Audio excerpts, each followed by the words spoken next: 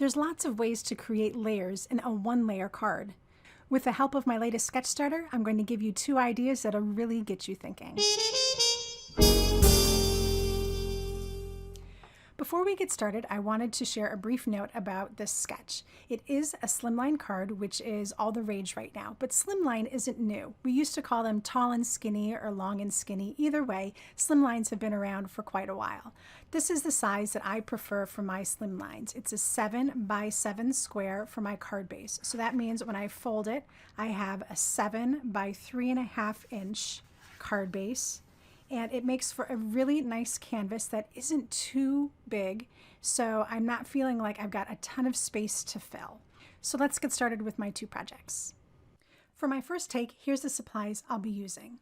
Obsidian Black Pigment Ink, the You and Me mini stamp set, Script Words 2 dies, the Rock Collection enamel dots, some watercolor card, the Essentials watercolors, a jet black artist marker, and a water brush.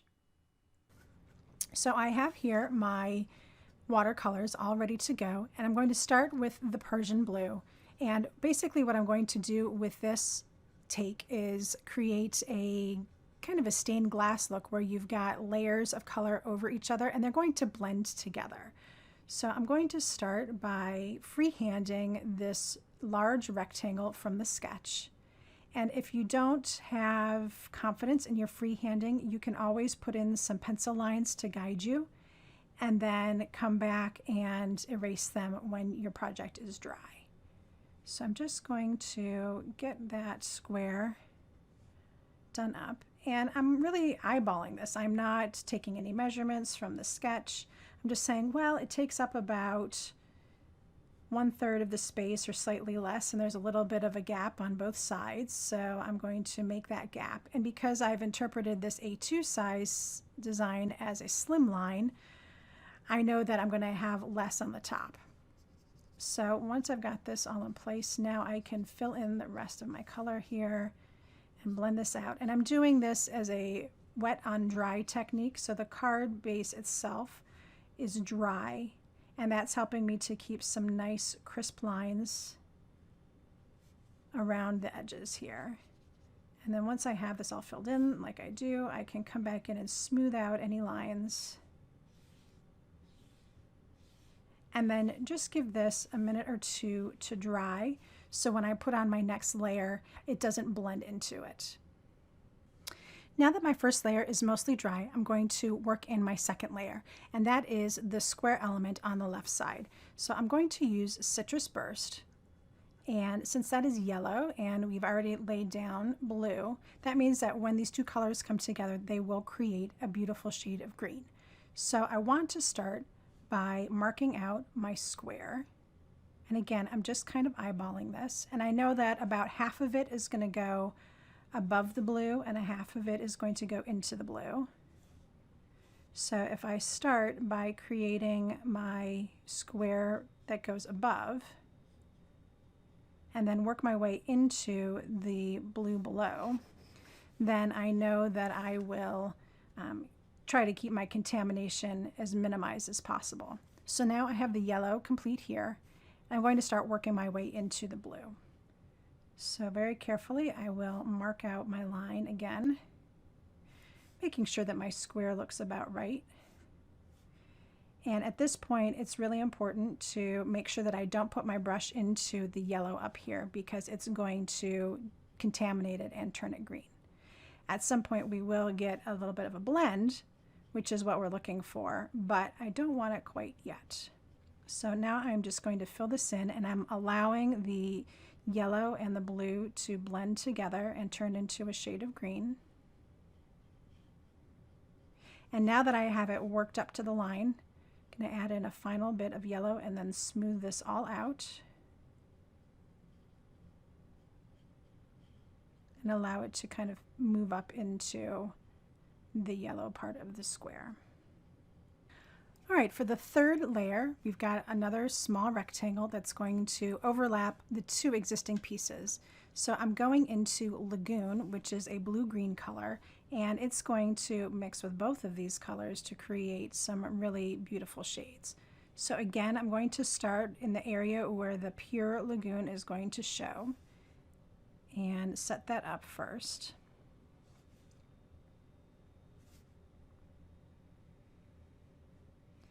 And now that I've got that line established, I can go ahead and fill this in and then work my way down into the blue. And this one isn't so bad, mixing these two colors together. You're not going to get such a drastic change between the two of them that a blend wouldn't be bad.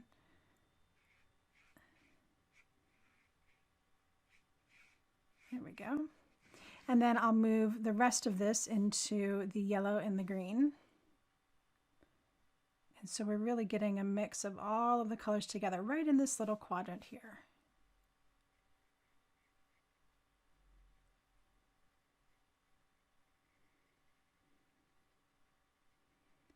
So again, I'll kind of let these melt together and blend. There we go.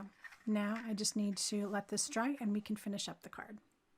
Now that my panel's all dry, I've got it mounted to my card base and it is ready to go to finish. So I'm going to start by adding in some spatter, and instead of using the black watercolor, I decided to use my black artist marker.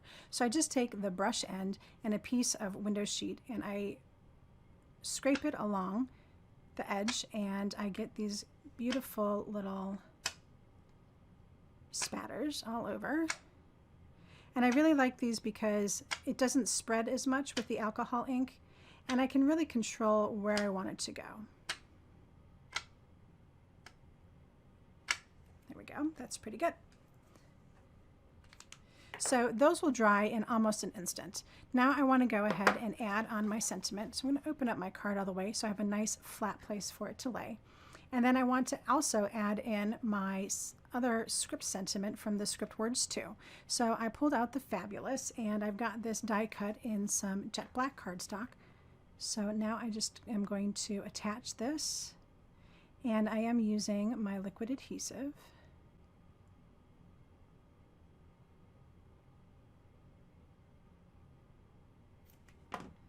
And as you can see, I don't have to get it everywhere, just enough places that it's going to stay down. And that's going to go right into our block here on the top. There we go. So now I can add in the rest of my sentiment, and I decided to use the Always and Forever sentiment from the You and Me mini stamp set. So this will say Fabulous, Always and Forever, and I thought that was just an amazing sentiment. So I'm going to align it so that it goes just below this block here. And isn't that just so darling? So really, I continue to have this one layer card, and I'm just going to add in a few enamel dots to finish it off. And I thought I would go with some of the darker colors here. So I'll go with a medium and a small.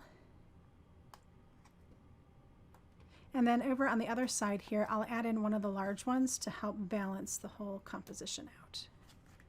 So there you go, our first take on this slimline sketch. For my second project, here's the products I'll be using.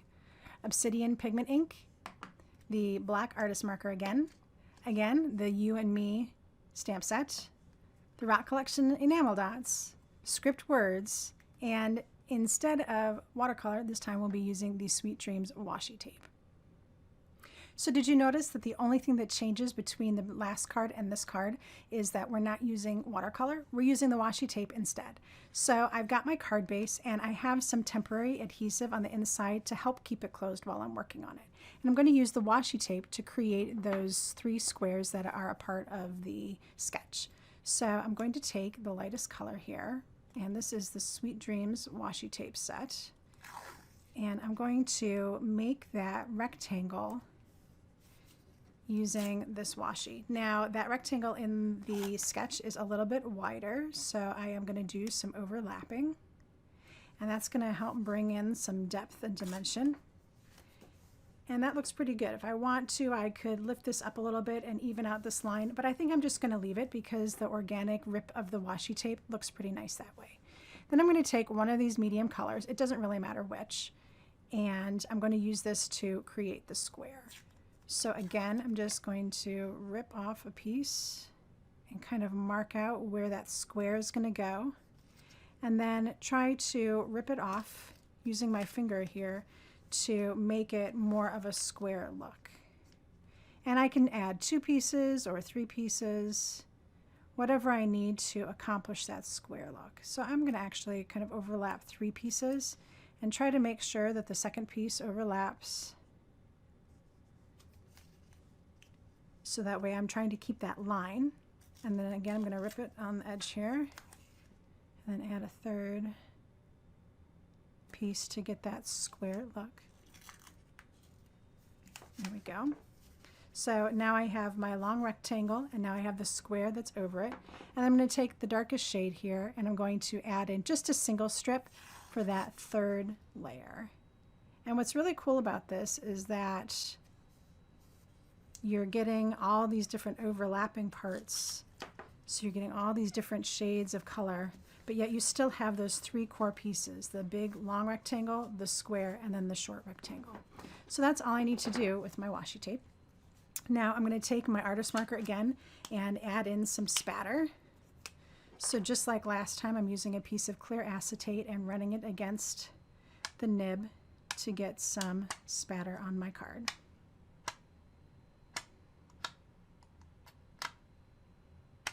There we go. And now all I need to do is add on my final pieces. So I have my thanks die cut out from the die collection, and I don't want it to say thanks. I want it to say thank you. So I'm going to actually just snip off the S here because I don't need it. And then I will go ahead and glue this to the card. Now I am using a liquid glue because I find that over time, this is what sticks best to washi tape.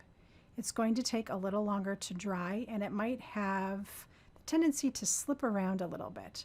So if you're using liquid glue like I am, you just need to be careful that you don't move it around too much and that you give it ample time to dry. So pop this guy in place. He's going to go right on that rectangle just like we did with the last card.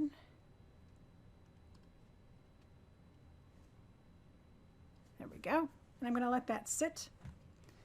And while we're waiting, I'm going to go ahead and take the U from this You and Me stamp set and a little scrap of white and my Obsidian black.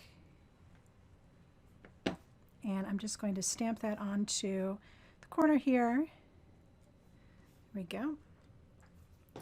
And then I can cut this out. Just freehand it. It's such a small little piece. It doesn't need to be perfectly angled on every side.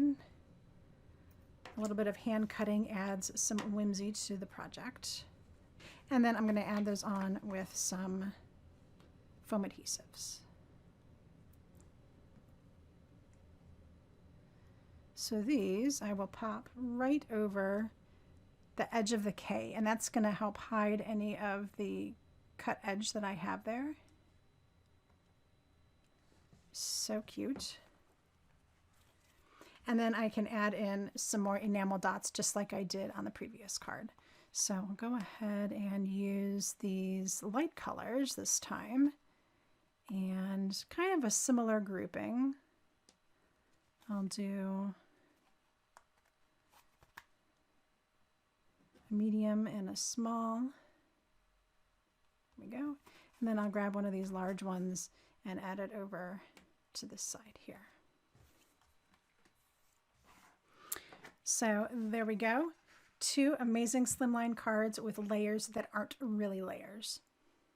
If you enjoyed my 2 takes on the slimline sketch, go ahead and give this video a thumbs up. When you're creating projects of your own, don't forget to use the hashtag altenew sketch starters out on social media. You can also tag altenew LLC and Pixel Mavens Retreat. We'd love to see what you're creating. Thanks so much for exploring the sketch with me. Until next time, happy crafting.